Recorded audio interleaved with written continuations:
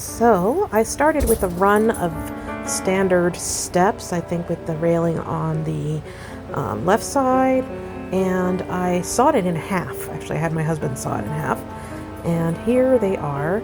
I pulled them apart and built an entire staircase to do a run up the side of a round building. So as you can see, the landings are different. I had to fill in here and there, but there you go. I've got a full set of stairs put in for the Amanita Cottage.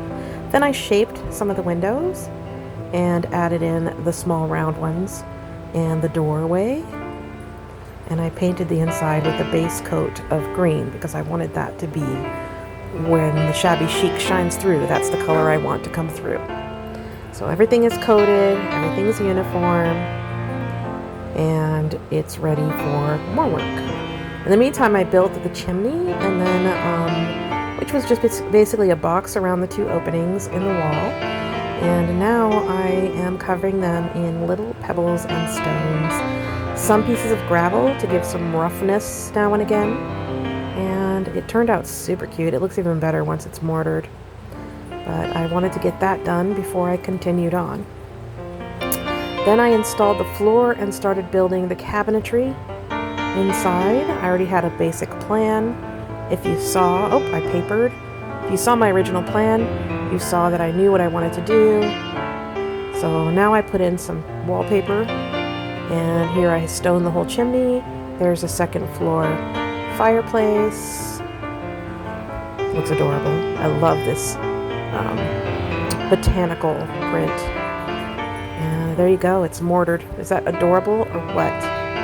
Really, really makes it look more, I don't know.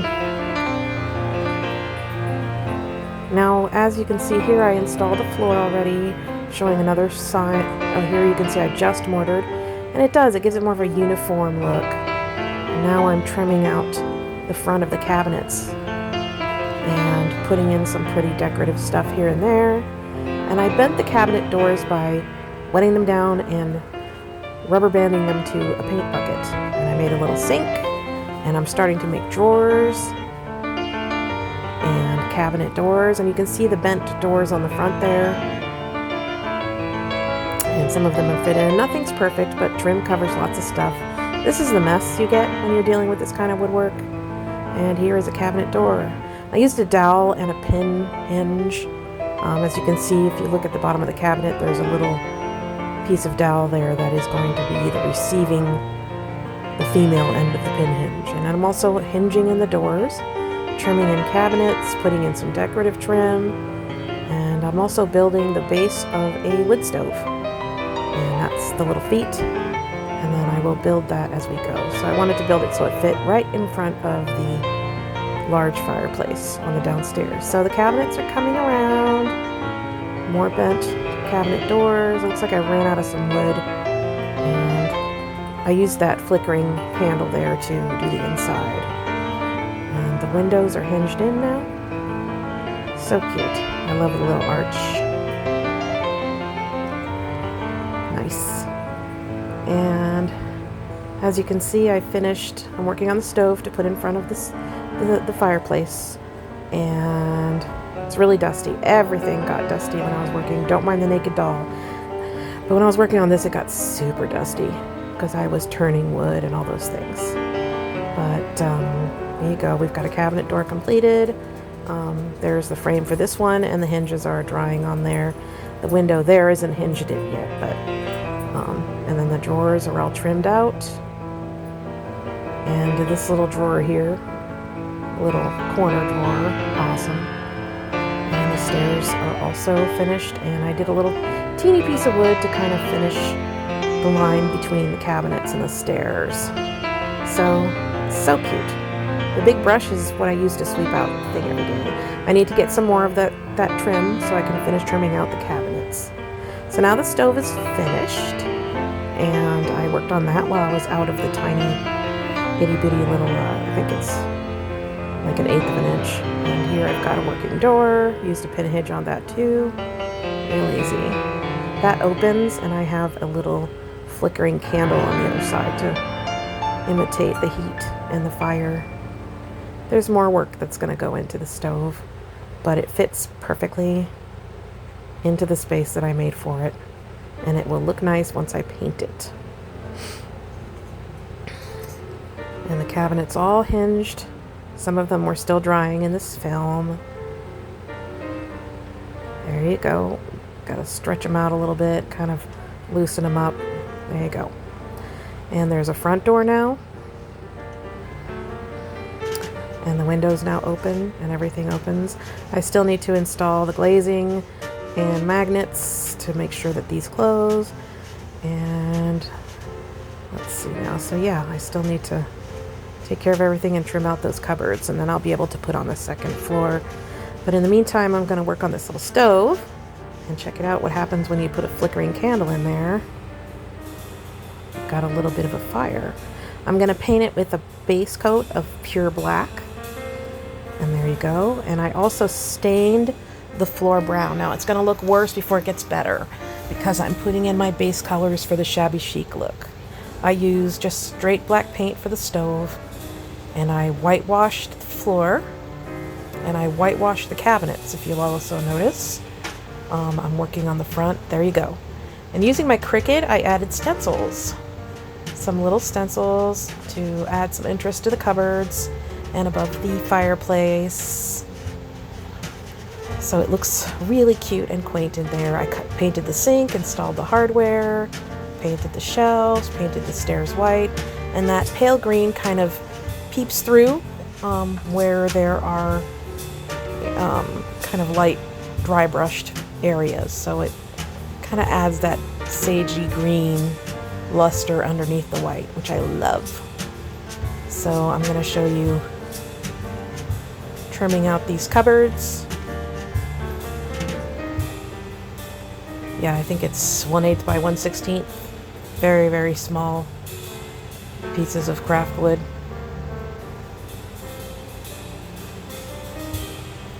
And there you go. Get that in there, and then I'm going to whitewash the floor and show you how nice it looks when you do it over the stain. I'm also going to do the brick, and I'm going to do all of the cupboards and cabinets. First you just put it on and then wipe it off. It really is that simple. And it gives it a really nice shabby chic, cottagey, cottage core chic look. And I'm going to paint the cupboards. Whee! And the bricks. Okay, so now the interior is painted. The stove is... I've painted the stove with an iron paint. You can actually get paint with iron infused in it. And here it is with the little window installed, which real glass. And I used a picture frame and some beads to add interest. And there you go. You have a cozy little wood-burning stove that is meant to fit right in that spot in the fireplace. I love it. It's always really fun to know that you can make your own things. And look how perfectly it fits in there because I made it. So, cozy little house for our cozy little chipmunk. And I think it's almost time to start putting in the second floor. And there it is! These are a little bit out of order, but I'll show you the process of adding in the second floor. So here it is. It's three of the, I think they're 3-inch wide, 1/8 thick basswood, and I laminated them together with some popsicle sticks, and those popsicle sticks will be the foundation of the floor. Now I'm just adding in a rough wall, and as you can see, the wall is just kind of ugly and doesn't matter because it's going to get covered in a nice basswood 16th inch veneer to make it look like paneling. And in the meantime, I'm going to basically put in this flooring. These little popsicle sticks, you can find them at Michael's in little bags. So there's just a, maybe like a couple hundred of them, something like that in the bags. And I just drew a pencil line and used my miter clippers to cut the lines that I needed. I don't need perfection. This is an organic shape, as I say in every video about this cottage. So if everything doesn't line up, it's not the end of the world. It's still gonna look really cute. And I intend to paint this a base color and whitewash it just like I did the downstairs. So here we go. I wonder if I stained it. But either way, I have the stairway coming up right into the room here. And I am flooring the whole second floor around the 2 lines that I used to laminate the pieces of basswood flooring underneath the ceiling. Let's get that last piece in. There you go. And then, now I'm putting the veneer on top of the wall, gluing them in, using clamps to hold them in place, and look, it smoothed everything out. And we're going to cover those joints with little popsicle sticks, just the same kind that I use on the floor, and those will make it look like full-on paneling, just a cute little detail. And that's going to be the base wall. Everything else is going to be domed after that because the mushroom top will be the roof. So now I'm just cleaning up the edges and sanding the floor down, making it a little more uniform. And I am also cleaning up the edge here with my little Dremel, well, Dremel knockoff. My husband got me a real one recently. That's a whole different ball of wax than this little cheapo one I got at Harbor Freight. So now I'm adding in the paneling slats here, the vertical pieces of wood, and there you go.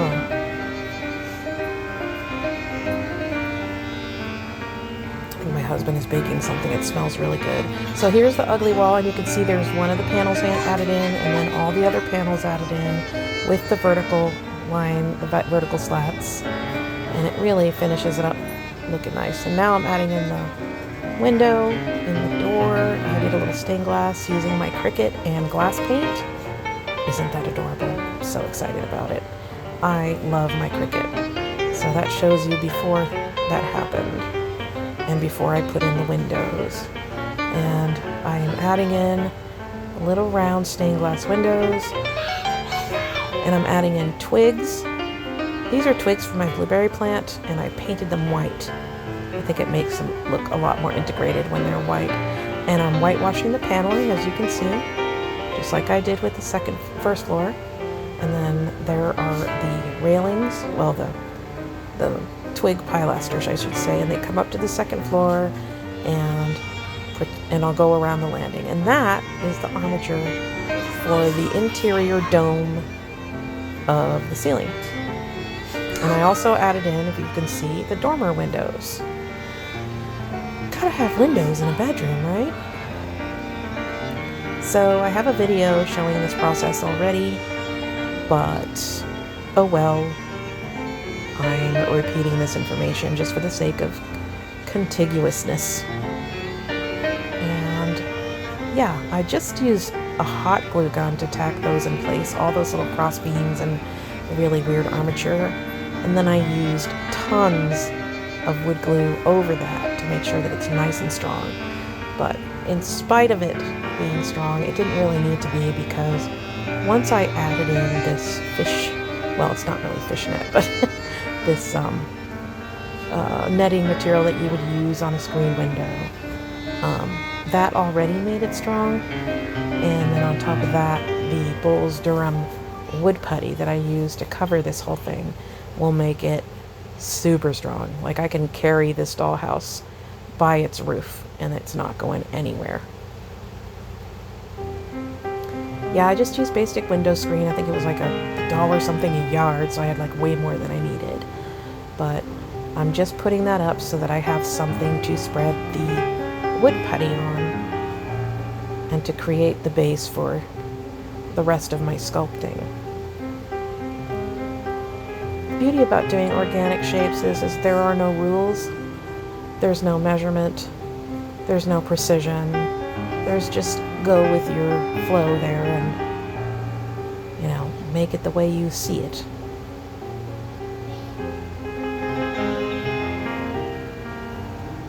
And there you go, I've got more stuff there.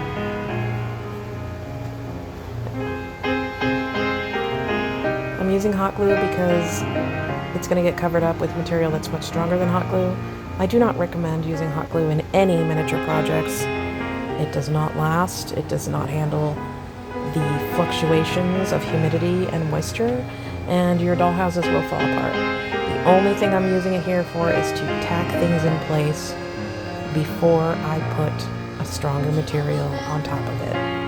So right here I'm making sure that none of the putty is going to glom through things, and I'm just putting a little edge and to create a nice transition between the roof and the wall.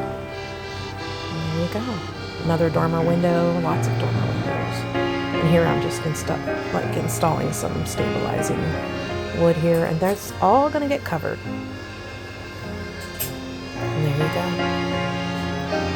And here comes the Durham stuff. This stuff was so cheap. It's like a couple bucks a can, if not, if that. And you just add water, and I just use my fingers to kind of glaze the surface of the netting.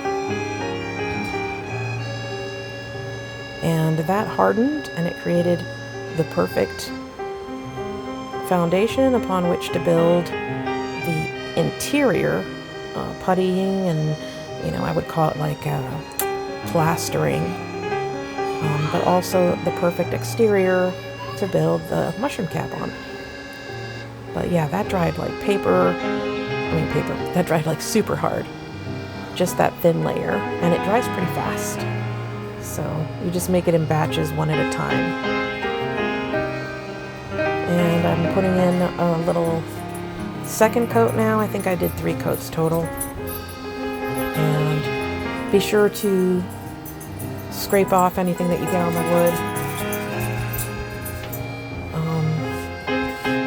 And there you go. Alright, so that's the first one, and first layer. And this stuff is amazing. I think I paid like $1.60 or something for it. It was super cheap. But knock, knock, knock, knock. I don't know, you can't hear it in the video, but it is already very hard. And as you can see, I have part of it already, maybe a third layer there. But it is like wood. Really impressive, this stuff. Yeah, it's not going anywhere. So as I add in more layers, I also am adding aluminum foil as an armature to create the organic shape of the exterior. Now this is the final coat, I think, that I put in there. It looks really rough, but I want it to look like it was carved out of the dome of a mushroom. So I want imperfection, but it is, I have to cover a few more pieces up here and there, but it is awesome to work with this stuff. And it is so hard. There you go. There you go. And then here I am adding in the top and bottom pieces, and I'm using these sticks across it to push them into the curve of the wall. And here I covered up some of the armature with foam clay. This is the first layer. You can see the aluminum foil underneath it. Yeah, I mean, this is it dried the next day, and you can see the places where I put it on very thin. You can see the texture of the aluminum foil underneath it. But the areas where I put it on thickly are very smooth. So I'm going to put on another layer. But yeah, if you look at the smooth areas, I put it on very thickly there. And it has almost like a neoprene kind of texture to it. It's really interesting. It sands. Yeah, it's a really cool product. But you can see the organic shape is already taking form. I mean, look how smooth that is there, where I put it on thickly. And the areas where it's not, you can actually see the aluminum foil. So we'll get some more layers on there. The windows are already installed.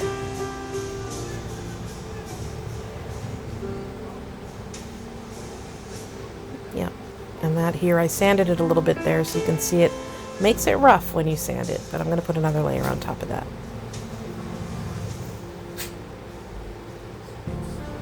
This is the stuff that I used. It's Cal Palmy foam clay. It's about $20 for a container. It takes about 24 hours to really dry, but it is really interesting stuff to work with. But don't use it without any type of armature underneath it. It's not going to be able to stand up on its own. It has the texture of like marshmallow fluff, but without the stickiness when you use it. And here I'm explaining that put it on thickly, look how nice it is. And as you can see here, I painted the upstairs and I used more stencils to decorate the walls. And you can see the armature of the mushroom cap on the top, sort of smoothing things out. And just to let you know, I also put hat mulling on top of it, which is wool, almost like felt, to make the top smoother than the stem. And here I am doing another whitewash coat to the paneling, just to give it a little more distinction. And here is the foam clay being applied in a second layer. The more smoothing you do with it beforehand, I mean, it will dry smoother than how you applied it, but the smoother you apply it, the better it will come out. It kind of puffs up as it dries, and it creates its own smoothness. And here I am doing it again on this side. You have to watch where your things open and close and make sure that your foam clay isn't interfering with your door opening or closing or windows. But I'm just kind of trying to smooth it out as best I can so there's not too many blemishes or bumps and stuff. But this second coat really improves it. It's really nice to work with. Alright, so I'm getting there. And I installed the wiring for the lights. I made sure that I installed the lights, at least the one on the second floor. The wiring actually goes up between the foam clay and into the wall. And yeah, I had a flare-up of my what do you call that? Anyway, the whole thing is covered up here. There you go. The whole mushroom. I kind of wish I'd added like a puffier layer to the top, like one more maybe to make it a little more rounded, but I don't hate it. I just kind of wish I'd made it a little bit rounded on the top. And now I'm adding color and texture. Now these videos look like I'm doing this all in succession, but I mean, it takes me weeks. Sometimes I'll stop working on a project for weeks and then jump back into it. So, and it also will change a lot. Like my original designs here in this video, like they get changed quite a bit. Look how smooth and lovely that wall is. I love it.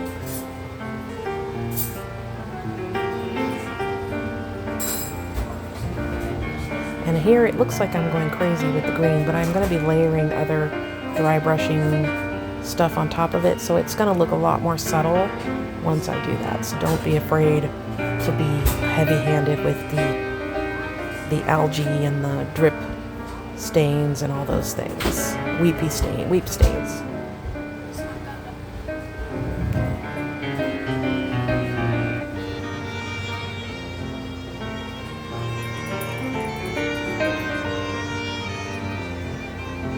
See, I'm adding more and more layers of dry brush on top of it. And now we're doing the top of the mushroom cap. Of course, it has to be an Amanita muscaria, because is there not a better mushroom on this planet than the one with the dots and the red? And sometimes orange.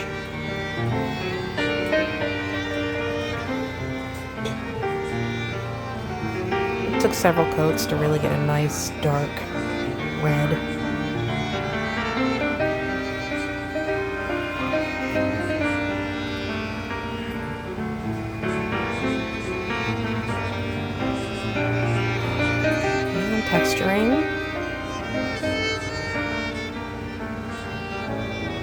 And then we're going to do a little weathering. I mean, it's a house. It's been out for a while, and the weather and dirt gets on it, color and texture and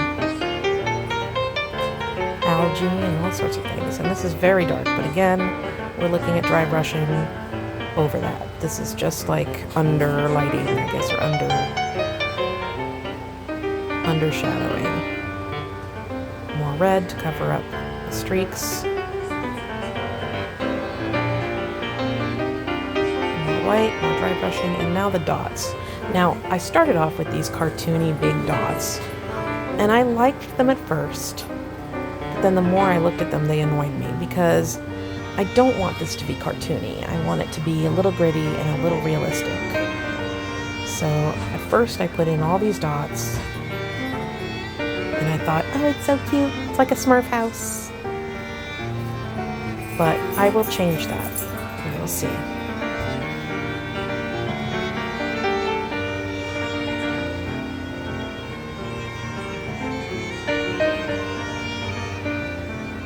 I don't know what that was. And then, oh, this is a little TikTok I made of it. Just showing how it turned out. Some cute music. Yeah. So that was the first paint job. I liked it. I thought it was cute. And then I added some of these little, ignore the air quote, these little greens all around it. And I'm talking about all the different things that I'm going to add to the exterior and showing you some of the greens that I worked with. And these are all the evolution of design here. And here she is. This is the resident of the little house. She is prepping it for Christmas. So I just thought that was a cute little video to add. So yeah, here we got some Christmas decorations. You can see I've added some windows in, again with my Cricut.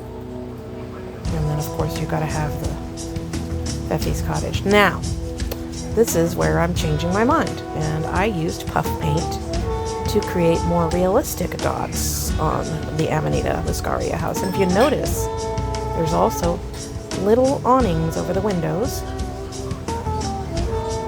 that I made with air dry clay. And the DOS air dry clay. And I'm using pins to sort of create like the structure on which the weight of the acrylic clay will. And I'm also gluing first too, so that it stays while I'm forming it. Now it sounds crazy, but I added glue underneath the wet clay, and it worked a charm. And then I'm shaping an awning over each of the different windows and doors. And the front door, you need to make sure that the door can open. So you want to keep your little roof shape out of the way of the door. Again, it's all organic, nothing measured. I'm just smoothing it with my fingers. Now I'm painting them, and I also added the same puff paint texture. Sorry, it's not focused there. I don't know why it wasn't focusing. And now I'm repainting everything with another coat of red, covering up all those dots. I'm going to take several coats, and they still kind of shine, like you can see the texture of the paint strokes underneath it if you look closely, but it doesn't matter. And I am covering up the cartoony dots. And you can see the puff paint texture underneath.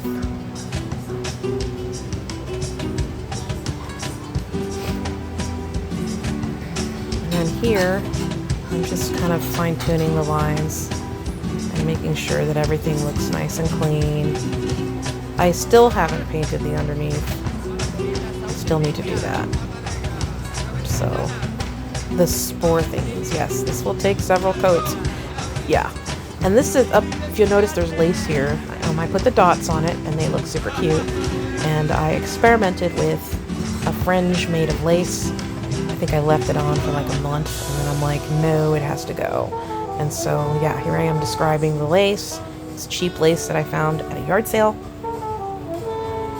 And I ended up ripping that out and putting in a foam clay fringe on it instead, which in my opinion looks much better. But look how cute the spots look. I added a few more puff paints because I didn't think there was enough spottiness on there, but now there you go. Here's the fringe and I also stenciled paint onto the fringe. If you look, there's little designs, and then you've got the real spots, and I think it looks so much better.